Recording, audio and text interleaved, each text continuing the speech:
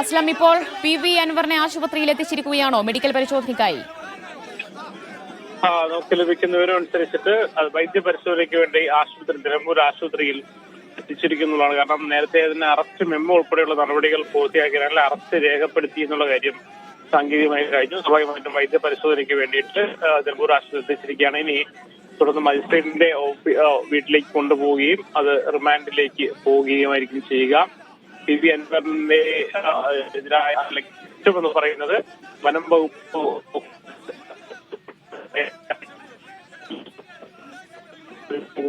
ശരി അസ്ലം, ടെലിഫോൺ ലൈനിൽ ക്ലിയർ അല്ല. PV അൻവറിനെ ആശുപത്രിയിൽ എത്തിച്ചിരിക്കുന്നു. നിലമ്പൂർ താലൂക്ക് ആശുപത്രിയിലാണ് PV അൻവറിനെ എത്തിച്ചിരിക്കുന്നത്. അവിടെ ഇപ്പോൾ മെഡിക്കൽ പരിശോധനയ്ക്ക് വിധേയനാക്കുകയാണ് PV അൻവറിനെ. അതിനുശേഷമായിരിക്കും മജിസ്ട്രേറ്റിന് മുൻപാകെ MLA ഹാജരാക്കുക. പിന്നാലെ റിമാൻഡ് ചെയ്യപ്പെടുകയായിരിക്കും ചെയ്യുക. ജാമ്യമില്ലാ വകുപ്പുകൾ പ്രകാരമാണ് PV അൻവറിനെതിരെ കേസെടുത്തിരിക്കുന്നത്. പൊതുമുതൽ നശിപ്പിച്ചതിനും സർക്കാർ ഉദ്യോഗസ്ഥരെ കയ്യേറ്റം ചെയ്തതിനും കൃത്യനിർവഹണം തടസ്സപ്പെടുത്തൽ അടക്കമുള്ള ജാമ്യമില്ലാ വകുപ്പുകൾ പ്രകാരമാണ് കേസെടുത്തിരിക്കുന്നത്. കേസിൽ PV അൻവർ MLA അടക്കം 11 പ്രതികളാണുള്ളത്.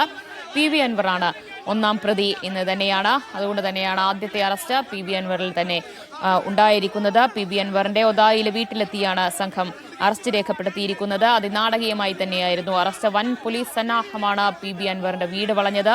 പിന്നാലെ 1-2 മണിക്കൂറിന് ശേഷം PV അൻവറിന്റെ അറസ്റ്റ് രേഖപ്പെടുത്തി അവിടെ നിന്ന് ഇപ്പോൾ കൊണ്ടുപോയിരിക്കുകയാണ്. ഇപ്പോൾ ആശുപത്രിയിൽ മെഡിക്കൽ പരിശോധന പുരോഗമിച്ചു വരുന്നു എന്നാണ് അറിയുന്നത്. അസ്ലം തുടരുന്നുണ്ടെന്നാണ് കരുതുന്നത്. അസ്ലം, ഇപ്പോൾ മെഡിക്കൽ പരിശോധനയിലേക്ക് കടന്നു കഴിഞ്ഞിട്ടുണ്ട്. അതിന് പിന്നാലെ തന്നെ നേരെ മജിസ്ട്രേറ്റിന്റെ വസതിയിലേക്കായിരിക്കില്ലേ കൊണ്ടുപോവുക? തീർച്ചയായും മെഡിക്കൽ പരിശോധന നടന്നുകൊണ്ടിരിക്കുകയാണ്. അത് പൂർത്തിയായി കഴിഞ്ഞാൽ നേരത്തെ മജിസ്ട്രേറ്റ് മുന്നിലേക്ക് കൊണ്ടുപോകും. മജിസ്ട്രേറ്റ് അദ്ദേഹത്തെ റിമാൻഡ് ചെയ്യുകയും ചെയ്യും. കാരണം PDPP ആക്ടിലെ 3(1) വകുപ്പ് ഉൾപ്പെടെ ചുമത്തിയ സാഹചര്യത്തിൽ ജാമ്യമില്ലാ വകുപ്പുകളാണ്. അതുകൊണ്ട് തന്നെ ഇപ്പോൾ ജാമ്യം ലഭിക്കില്ല. ഇനി കോടതി വഴിയായിരിക്കും ജാമ്യത്തിന് അപേക്ഷിക്കാൻ കഴിയുക. PV അൻവറിനെ അറസ്റ്റ് ചെയ്ത് ആശുപത്രിയിൽ എത്തിച്ചിരിക്കുന്നു. അത് വൈകാതെ തന്നെ മജിസ്ട്രേറ്റ് മുന്നിലേക്കും തുടർന്ന് ജയിലിലേക്കും എത്തിക്കും. PV അൻവർ MLA LDFനെതിരെ വലിയ ആരോപണങ്ങൾ ആഭ്യന്തര വകുപ്പിനെതിരെ പോലീസിനെ ഉന്നയിച്ച് രംഗത്ത് വന്ന ഒരു PV അൻവർ MLA ഇപ്പോൾ വനം വകുപ്പിനെതിരായ ഒരു വനം വകുപ്പ് ഓഫീസ് പ്രതിഷേധത്തിന്റെ പേരിൽ അറസ്റ്റ് ചെയ്തിരിക്കുകയാണ്. നേരത്തെ തിരുവഞ്ചൂർ രാധാകൃഷ്ണൻ പറഞ്ഞത് പ്രതിപക്ഷം കൂടി അതിന്റെ ഈ ഒരു പ്രതിഷേധ പരിപാടികളോട് തീരുമാനിച്ചു ഘട്ടത്തിലല്ല, പകരം രാഷ്ട്രീയ ഗൂഢാലോചനയാണ്, അമിതമായ ഒരു സാഹസം അല്ലെങ്കിൽ വേഗത ഇക്കാര്യത്തിൽ കാണിച്ചിട്ടുള്ള കാര്യത്തിൽ യാതൊരു സംശയമില്ല എന്ന് അദ്ദേഹം പറയുന്നുണ്ട്. നമ്മൾ മനസ്സിലാക്കുന്ന ഒരു കാര്യം കൂടെ നോക്കണം.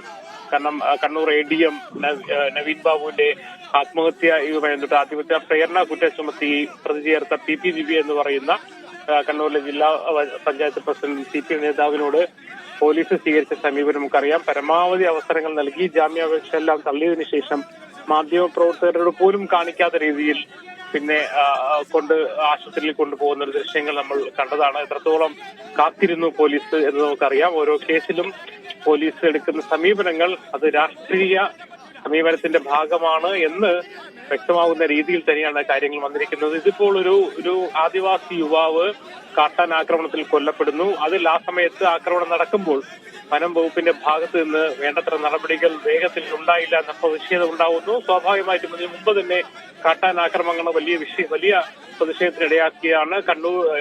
കണ്ണൂരിൽ മാത്രമല്ല ഇടുക്കിയിലടക്കം വലിയ പ്രതിഷേധങ്ങൾ ഉണ്ടാവുകയും മരണങ്ങൾ ഉണ്ടാവുകയും അങ്ങനെ വലിയൊരു മലയോര മേഖലയിൽ വനം വകുപ്പിനെതിരെ പ്രതിഷേധം നിലനിൽക്കുന്ന സാഹചര്യത്തിൽ ഒരു ആദിവാസി യുവാവ് മരിച്ചപ്പോൾ DMK എന്ന് പറയുന്ന ഒരു സംഘടനയും PV അൻവറും പ്രതിഷേധിച്ചു. സ്വാഭാവികമായും പല പ്രതിഷേധങ്ങളും നമ്മൾ പ്രദേശ തലത്തിൽ മാത്രമല്ല കുറച്ചുകൂടി അക്രമപരമായൊക്കെ പോകാറുണ്ട്. എന്നാൽ പോലും ഇത്തരം പ്രത്യേകിച്ച് വന്യമൃഗ ആക്രമണവുമായി ബന്ധപ്പെട്ട് നടക്കുന്ന പ്രതിഷേധങ്ങളെ പൊതുവെ ഒരു അനുഭാവപൂർവ്വമാണ് വനം വകുപ്പാണെങ്കിലും പോലീസ് ആണെങ്കിലും കൈകാര്യം ചെയ്യുന്നത്. കാരണം വലിയ തോതിലുള്ള പ്രതിഷേധങ്ങൾ ഉള്ളപ്പോൾ പിന്നെ അതിനെ കൂടുതൽ പ്രകോപനത്തിലേക്ക് പോകാതെ മുന്നോട്ട് കൊണ്ടുപോകുന്ന സമീപനം പൊതുവെ സ്വീകരിച്ചിരുന്നു. അതേസമയം നിലമ്പൂരിൽ PV അൻവർ MLA കാര്യത്തിൽ ആ രീതിയല്ല പോലീസ് സ്വീകരിച്ചത്.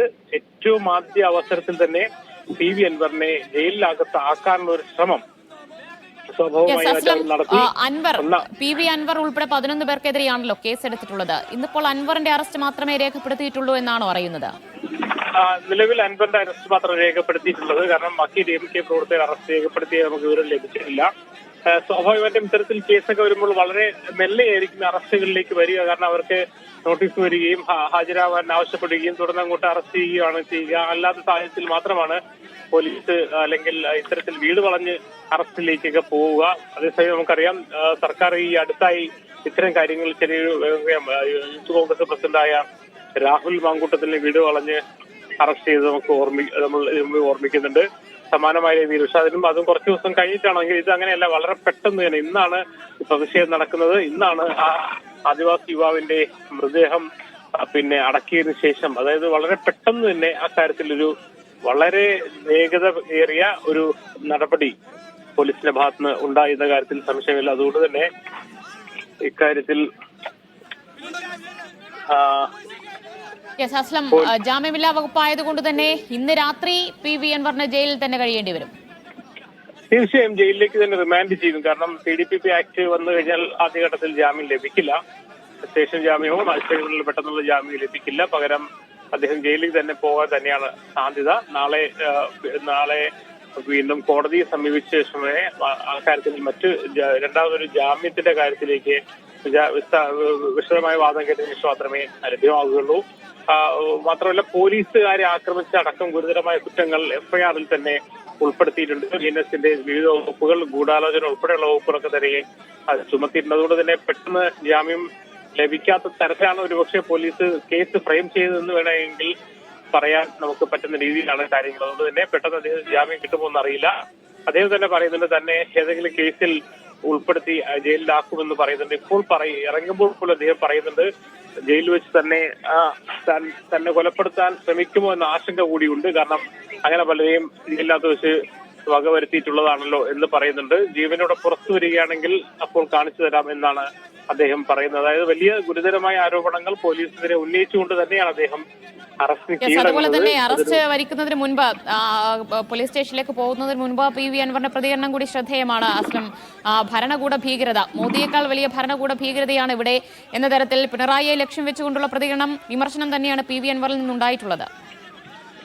തീർച്ചയായും. കാരണം അദ്ദേഹം തുടക്കം മുതൽ തന്നെ ആ പ്രതികരണം കാരണം ഇതൊരു സ്വാഭാവികമായ ഒരു പ്രതിഷേധമായി പരിഗണിച്ചുകൊണ്ട് ഒരു നടപടിക്രമം കേസെടുക്കുകയും അറസ്റ്റുമായി മുന്നോട്ട് പോവുകയും ചെയ്തതിനപ്പുറത്തേക്ക് PV അൻവർ MLA തന്നെ ഒന്നാം പ്രതിയാക്കി കേസ് രജിസ്റ്റർ ചെയ്യുന്നു. അന്ന് രാത്രി തന്നെ രാഖിരാമനം എന്ന് പറയുന്ന രീതിയിൽ രാത്രി തന്നെ പോലീസ് DYSPയുടെ നേതൃത്വത്തിൽ പോലീസ് വീട് വളഞ്ഞുകൊണ്ട് പോലീസ് എത്തി ഉടൻ തന്നെ അറസ്റ്റ് ചെയ്ത് രേഖപ്പെടുത്തിക്കൊണ്ട് പോകുന്നു. അതും നേരത്തെ തിരുവഞ്ചൂർ രാധാകൃഷ്ണൻ പറഞ്ഞ പോലെ ജനമധ്യത്തിന് മുന്നിൽ അയാളെ ഒരു MLAക്ക് നൽകേണ്ട ഒരു സ്വാഭാവികമായി നൽകേണ്ട പരിഗണന പോലും നൽകാതെ അറസ്റ്റ് നടത്തിക്കൊണ്ട് പോകുന്നത് അതൊരു രാഷ്ട്രീയമായ ഒരു സമീപനം കൂടിയായി തന്നെ കാണേണ്ടി വരും. അതുകൊണ്ടാണ് UDF നേതാക്കൾ അടക്കം ഈ ഒരു നടപടി പോലീസിനെതിരെ സർക്കാരിനെതിരായ ഒരു സർക്കാരിന്റെ പോലീസിന്റെ ഒരു തെറ്റായ നടപടിക്രമം എന്ന രീതിയിൽ തന്നെ